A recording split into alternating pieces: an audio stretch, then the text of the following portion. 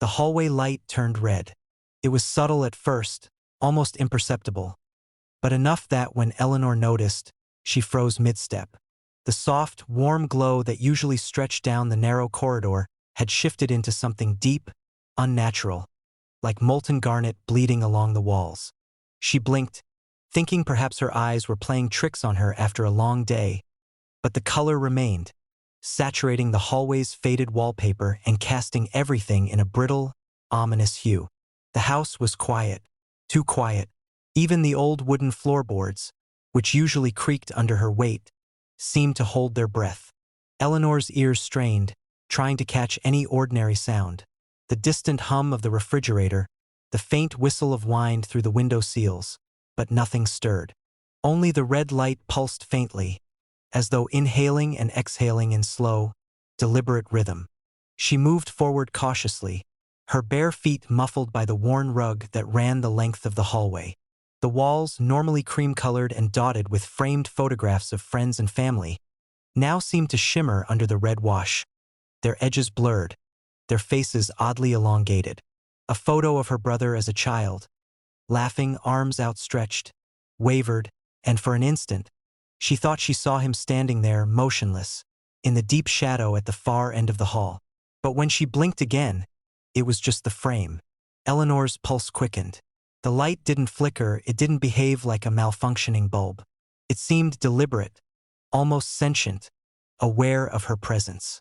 She reached out to the switch, half expecting it to respond to her touch, but it felt cool, hard, unyielding. And the light remained red, spreading like a liquid, pooling into the corners, crawling across the ceiling. She backed toward the living room, her mind grappling with the impossibility of what she saw. The room she had left moments ago now felt alien. The familiar sofa and armchair appeared sunken, their shadows stretched unnaturally along the floor. Even the walls seemed to breathe. Eleanor shook her head, trying to ground herself. "It's just a light," she whispered. "It's just a light." But the house had changed. She could feel it now, as if the air itself was thickening, pressing against her skin. Each step she took echoed differently, elongated and warped, carrying with it a faint, murmuring undertone, like voices just below the threshold of hearing. When she strained to listen, there was nothing recognizable, only the sense of being watched, observed, studied. Her gaze drifted back to the hallway. The red light had deepened, become almost viscous, a living thing. Shapes began to form in its glow, subtle at first. A flicker of movement, the suggestion of a figure crouched in the corner where the walls met the ceiling. Eleanor felt the hairs on her neck rise, the small, familiar panic of someone being intruded upon in their own sanctuary. She tried to rationalize. The wiring could be old, the light switch faulty, maybe a neighbor's power surge. But even as she thought it, the air shifted, carrying a faint metallic scent that made her stomach churn. And then she noticed the pattern in the shadows. They moved independently, stretching and folding against the walls, as if the architecture itself had learned to watch. A soft thump came from the far end of the hallway. Eleanor froze. The sound was deliberate, measured. Another followed, then another, like footsteps, but not hers. They didn't advance in any predictable rhythm, and yet they seemed to be closing in, yet never arriving. She could feel the pull of the red light, tugging at the edges of her vision, blurring the line between the floor, the ceiling, and the walls. Compelled by some mixture of fear and fascination, she stepped forward, toward the hallway.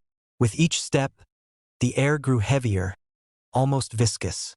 She thought she heard a whisper, faint and hollow, echoing from the walls themselves. "Eleanor," she stopped, heart hammering.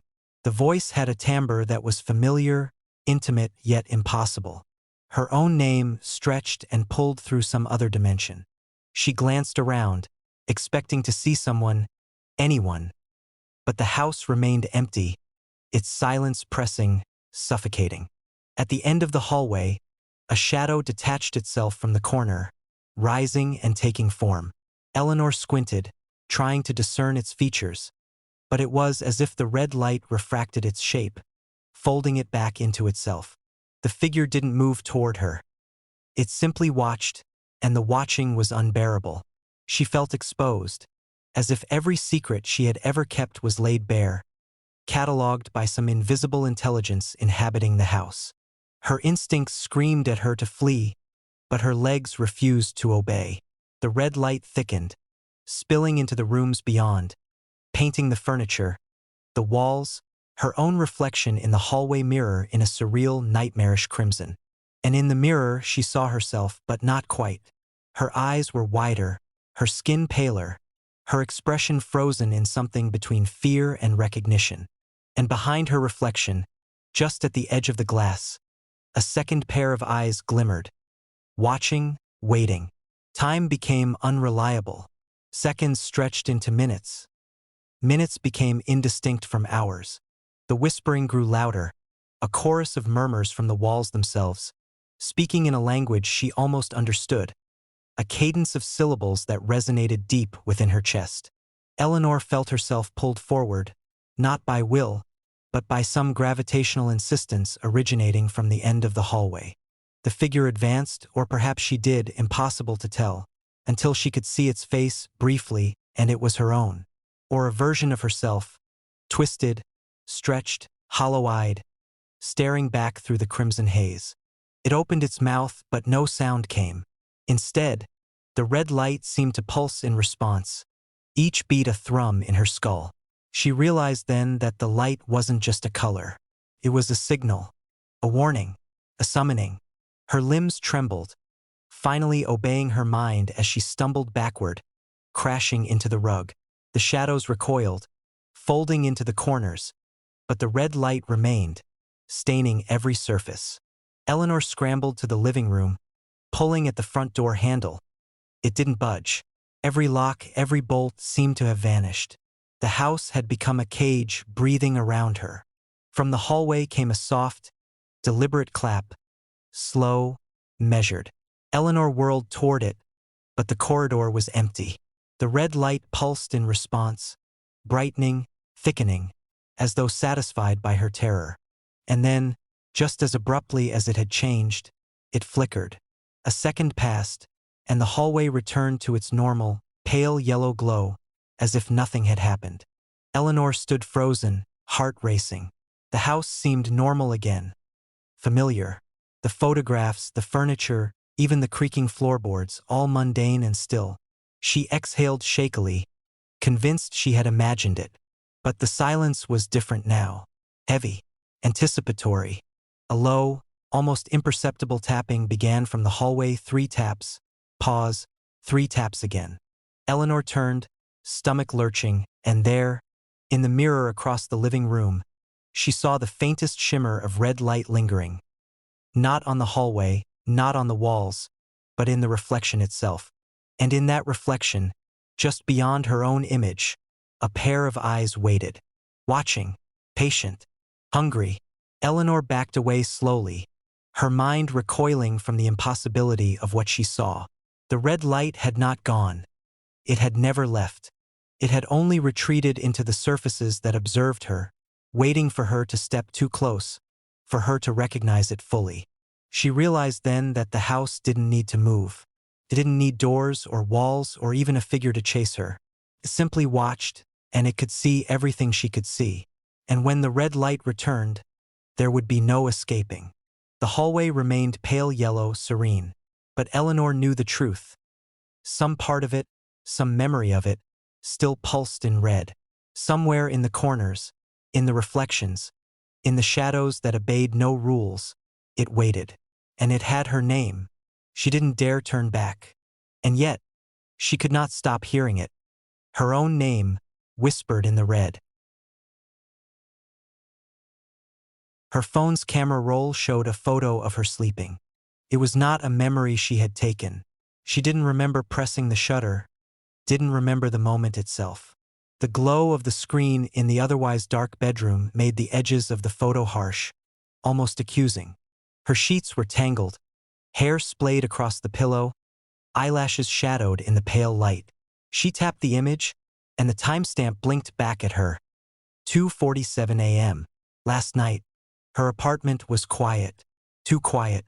The usual hum of the refrigerator, the soft buzz of the streetlights outside, even the faint rumble of the heating unit.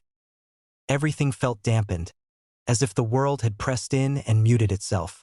She held her phone close, feeling the warmth of its battery against her fingers, and studied the photograph. The angle was impossible. She could see herself from slightly above, from a corner of the room where no ladder, no shelf, no ledge existed. The perspective captured her in a way that made her look small, vulnerable. She swiveled slowly on the bed, letting her eyes scan the apartment, but everything appeared as it always did. Her dresser was against the wall, neatly stacked with folded clothes. The bookshelf in the corner held the usual scatter of paperbacks and knickknacks. The lamp on the nightstand was exactly where she had left it before bed. Still, something felt off. The shadows in the photograph didn't match those in the room. Her bedside lamp cast a circle of golden light that spilled across the quilted duvet. Yet in the image, shadows bled into corners that should have been illuminated. The lines of the window frame were subtly skewed. The reflection of the ceiling light stretched unnaturally. Her fingers trembled as she scrolled through her camera roll. Nothing else had been added. No other images, no recent selfies or screenshots. Just her sleeping, exactly as she had been, captured with a precision that made her stomach knot. She tried to rationalize. Maybe a backup app had merged images from another device? A cloud service glitch? She opened her laptop and cross-referenced timestamps, scrolled through metadata. The EXIF data confirmed it. The photo had been created on her device at 2:47 a.m. yesterday. Device location tagged it correctly, her apartment. But the camera's orientation, the height, the impossible vantage point, none of it made sense. Her pulse quickened. She walked slowly around the room, her socks muffling against the wooden floor. She crouched, tilted her head, tried to imagine herself holding a phone in that exact position. Nothing. No stack of books, no ceiling hook, no ladder could have produced that frame. Her shadow stretched along the wall, long and wavering, but the shape was peculiar. As she glanced over her shoulder, the shadow did not align with her movements perfectly. It lagged a fraction, a split second behind her step. She froze. Her shadow leaned slightly toward the center of the room even when she was close to the window, where light should have shifted it sharply. A chill slid down her spine, the kind that felt like it had weight. She exhaled slowly, telling herself she was imagining things, that sleep deprivation had left her overreacting. She turned to her dresser. The photograph, the image on her phone seemed to pulse softly in the dim light, like it was breathing. She shook her head, laughing nervously, and locked the screen. She decided to retrace her steps, to reconstruct the angle, to understand how the photo had been taken. Pillows, blankets, furniture. She adjusted each item, propped a chair on the desk, climbed onto the bed, then lowered herself. She balanced the phone in every conceivable position, tilting, holding, suspending, even attaching it temporarily to the curtain rod. Each attempt failed. None replicated the image. The perspective, the shadows, the way the light hit her face. It was always wrong. A noise caught her attention, a soft scraping, low, almost hesitant, as if it was trying to announce itself without fully committing. She froze. The sound seemed to echo from above, from the ceiling. Her heart thumped, a slow drumbeat that vibrated through her chest. She strained to listen, but the scraping stopped as abruptly as it had begun. Turning back to the bed, she noticed something else. The blanket she had straightened moments before was now slightly ruffled. A pillow leaned differently. Her laptop lid, which had been closed, was slightly ajar, as if someone had brushed against it. "No," she whispered, her voice thin. Her phone vibrated. A notification, a new image in the camera roll. She almost dropped the device. Hands shaking, she opened it. The image was of the phone itself, lying on the bed where she had left it. But the angle was from the ceiling, high above, looking down with perfect symmetry. The timestamp, 3:01 a.m. Her pulse quickened. She had not moved the phone. She had not done this. She backed toward the door, pressing her hand against the cold wood. The shadows in the room flickered, not with the movement of light, but as if the darkness itself were bending, reaching. She remembered the mirror in the hallway. She had avoided it in the past, but now, driven by a mixture of dread and curiosity, she approached. The reflection was correct at first glance. The room behind her, the furniture, the window light. But as she watched, a subtle misalignment revealed itself. Her reflection moved with a fraction of hesitation, the tilt of her head slightly delayed, her lips forming a silent word after she had spoken. Her phone buzzed again. A third image. This time it was her sitting at the edge of the bed, looking directly at the camera. Her own expression mirrored horror, but her eyes were empty, glassy, reflecting not the lamp beside her but something darker, something that existed beyond the threshold of the room.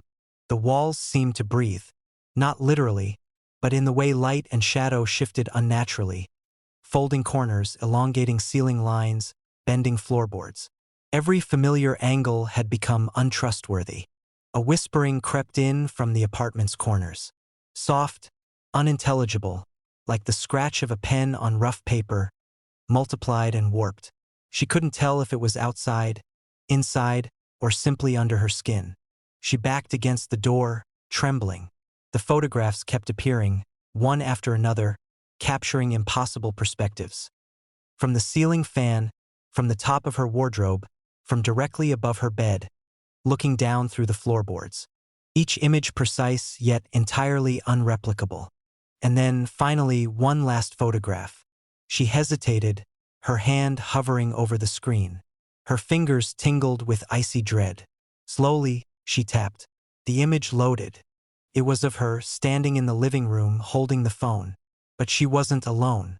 Behind her, in the reflection of the window, a faint outline loomed. Tall, impossible, blurred at the edges, yet unmistakably present. Its arms stretched toward her, almost merging with the darkness of the room. The timestamp read 3:17 a.m. She could feel it behind her now, in the still air, in the way shadows recoiled slightly from corners they should have filled. She dropped the phone, clattered against the hardwood floor, face up. The screen displayed one final image. The same outline, closer, taller, framed perfectly as if it had always existed, watching, capturing. She ran.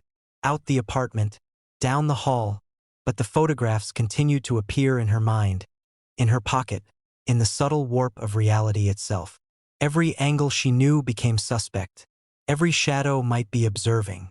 Every reflection, waiting. When she returned later, cautiously, she found the phone exactly where she had left it.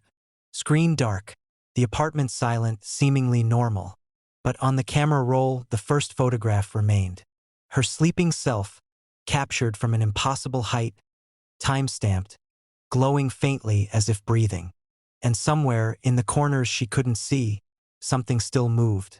Waiting, watching, framing the next shot.